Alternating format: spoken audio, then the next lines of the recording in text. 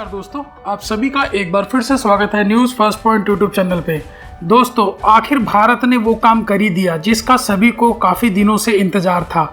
हम आज तक पूरा हिस्ट्री में देखते आए हैं कि जब से ये इस कच्चे तेल की खोज हुई है और भारत ने तरक्की करना शुरू करा है, तभी से अरब देश जितने भी, ये सऊदी अरेबिया हो गए, ईरान, कतर, कुवैत, यूएई, ये भारत के ऊपर एक सामरिक रूप से दबाव बना के रखते थे।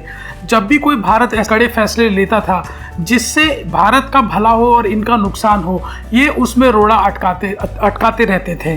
तो दोस्तों, आज की वीडियो में हम बात करेंगे कि जिस तरह से यूक्रेन और रशिया का युद्ध चल रहा है और पूरे वेस्ट देशों ने रशिया के ऊपर सैंक्शन लगा दिए हैं। हम ये जानते हैं कि रशिया के तेल और गैस के सबसे ज़्यादा खरीदार, जो सबसे ज़्यादा रशिया से तेल और गैस खरीदते थे, ये यूरोपियन कंट्री और अमेरिका ही होता था। सारी दुनिया को ये सैंक्शन लगा के रशिया का तेल खरीदने से मना करते थे।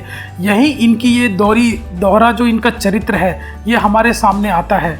दोस्तों, भारत ने जो ये कहा कि हम अपने हितों को सबसे ऊपर ध्यान में रखेंगे, चाहे आप रशिया के ऊपर सैंक्शन लगा दो, परंतु अगर रशिया हमें सस्ता तेल देता है जिससे कि हम अपनी ग्रोथ को और अपने देश के अंदर हो रहे विकास कार्य को आगे बढ़ा सकते हैं, तो हम उससे वो सस्ता तेल लेंगे।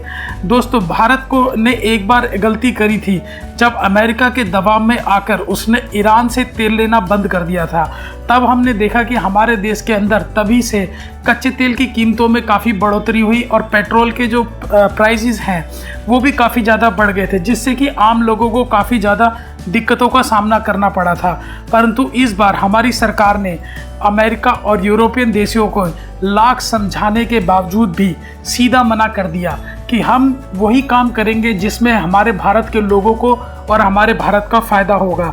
दोस्तों, मैं आपको बताता चलूं कि भारत ने जो कच्चा तेल वो रशिया से लिया है, या इससे पहले जो वो सऊदी अरेबिया और ईरान से लेता रहता था, तो इसमें रशिया के कच्चे तेल की भागीदारी बहुत कम होती थी। उदाहरण के लिए अगर मैं बात करूं, तो अगर आप देखेंगे कि फरवरी में जो ये वॉर स्टार्ट हुई थी यूक्रेन और रशिया की, 24 फरवरी की, इससे पहले जो रशिया से हम तेल लेते थे वो बहुत ही कम लेते थे। ज़्यादातर इसमें फर्टिलाइज़र हो गए जो हम रशिया से लेते थे। परंतु जैसे ही वॉर स्टार्ट हुई और रशिया के ऊपर सैंक्शन लगे, तुरंत भारत जो है वो आगे निकल कर आ गया और उसने बोला कि अगर रशिया डिस्काउंटेड ऑयल हमें देता है तो हम इस ऑयल को परचेज करेंगे। एक बार को तो रशिया ने यहाँ तक ऑफ़र दे दिया कि हम आपको डिस्काउंटेड ऑयल भी देंगे और आपके देश के अंदर पहुँचाने तक का किराया भाड़ा भी हम ही देंगे। ये एक भारत के लिए बहुत बड़ी उपलब्धि थी, जिससे कि भारत अपनी एनर्जी की जितनी भी समस्याएं हैं उनको दूर कर सकता था। दोस्तों, अभी जो एक जर्मनी की, एक यूरोप की एक फर्म है, centre for research on energy and clean air, इसने ये दावा करा है कि भारत ने अप्रैल के अंदर 2.77 बिलियन डेली बैरल के हिसाब से रशिया से तेल परचेज करा था। वहीं जब यूरोपियन देश और अमेरिका ने इसके ऊपर ऑब्जेक्शन उठाया, तो भारत के विदेश मंत्री एस जयशंकर ने साफ तौर पे मना कर दिया और बोला कि अगर हमें डिस्काउंटेड ऑयल मिलेगा तो हम उसको खरीदते रहेंगे, या तो इतने ही प्राइस पे ऑयल आप हमें दे दो, तब हम रशिया से नहीं लेंगे। और अब दोस्तों, मई का जो डाटा आया है, जो अप्रैल में 2.77 मिलियन बैरल डेली हम खरीद रहे थे, इसको बढ़ा के भारत सरकार ने 8.19 मिलियन जो बैरल है वो डेली बेसिस पे कर दिया गया है।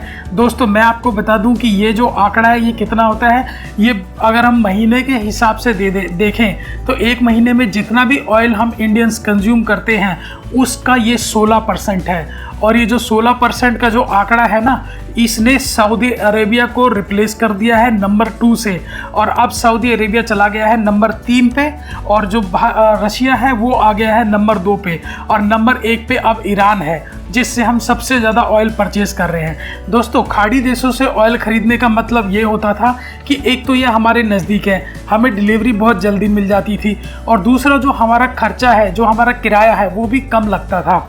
वहीं अगर हम रशिया की बात करें तो रशिया एक तो हमें डिस्काउंटेड ऑयल दे रहा है, दूसरा वो हमें हिंदुस्तान के अंदर वो ऑयल पहुंचा भी रहा है। तो ये एक भारत के लिए बहुत ही अच्छा मौका है। वहीं दोस्तों, मैं चाइना की बात करूं तो चाइना भी पीछे नहीं है।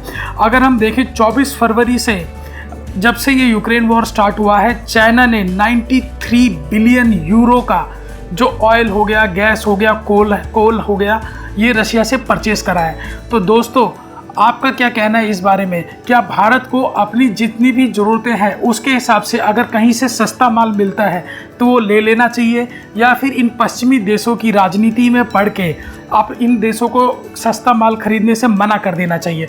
दोस्तों प्लीज़ अपने जवाब हमें कमेंट करके बताना ज़रूर, और वीडियो देखने के लिए आपका बहुत बहुत धन्यवाद। थैंक यू वेरी मच दोस्तों।